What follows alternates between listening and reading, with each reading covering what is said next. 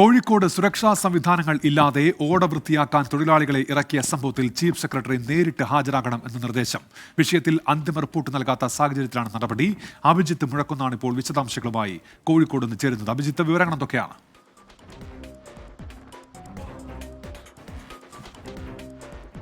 വർഷങ്ങൾക്ക് മുൻപ് കോഴിക്കോട് നഗരത്തിലുണ്ടായ ഒരു ദുരന്തത്തിന്റെ ഓർമ്മ നമുക്കെല്ലാവർക്കും ഉണ്ടാകും. അന്ന് സുരക്ഷാ സംവിധാനങ്ങളൊന്നുമില്ലാതെ ഓടയിലേക്ക് ഇറങ്ങിയ രണ്ടുപേരും അവരെ രക്ഷിക്കാൻ ഇറങ്ങിയ ഒരു ഓട്ടോ തൊഴിലാളിയും മരണപ്പെട്ടിരുന്നു.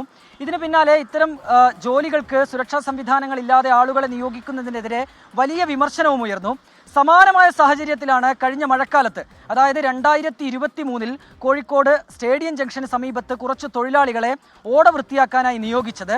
ഇവർ ഈ ജോലി ചെയ്യുന്നതിൻ്റെ ദൃശ്യങ്ങളും മറ്റും തൊട്ടടുത്ത ദിവസത്തെ പത്രങ്ങളിലും ദൃശ്യമാധ്യമങ്ങളിലും ഒക്കെ വന്നിരുന്നു. ഇതിൻ്റെ അടിസ്ഥാനത്തിൽ കോഴിക്കോട് നഗരത്തിലെ ഒരു പൊതുപ്രവർത്തകൻ ദേശീയ മനുഷ്യാവകാശ കമ്മീഷന് പരാതി നൽകി. ഈ പരാതിയുടെ അടിസ്ഥാനത്തിലാണ് ദേശീയ മനുഷ്യാവകാശ കമ്മീഷൻ കോഴിക്കോട് കോർപ്പറേഷനോട് വിശദീകരണം തേടിയത്. ചീഫ് സെക്രട്ടറിയോടും വിശദീകരണം ആവശ്യപ്പെട്ടിരുന്നു. പക്ഷേ ഇതിലൊരു മറുപടി ഇവർ നൽകാത്ത സാഹചര്യത്തിലാണ് ഇപ്പോൾ നേരിട്ട് ഹാജരാകാനുള്ള ഒരു നിർദ്ദേശം ചീഫ് സെക്രട്ടറിക്കും ഒപ്പം തന്നെ കോഴിക്കോട് കോർപ്പറേഷൻ സെക്രട്ടറിക്കും നൽകിയിട്ടുള്ളത്. ജനുവരി 29 മുൻപാകെ ദേശീയ മനുഷ്യാവകാശ കമ്മീഷൻ മുൻപാകെ ഹാജരാകണമെന്നാണ് നിർദ്ദേശം. ശരി അഭിജിത്ത് മുഴക്കുന്നാണ് കോഴിക്കോട് എന്ന വാർത്തയിൽ വിശദാംശങ്ങൾ നൽകിയത്.